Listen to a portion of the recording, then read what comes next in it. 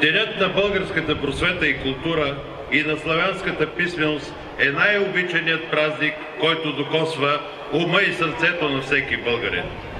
Днес ние се прекланяме пред делото на първоучителя Кирил и Методий.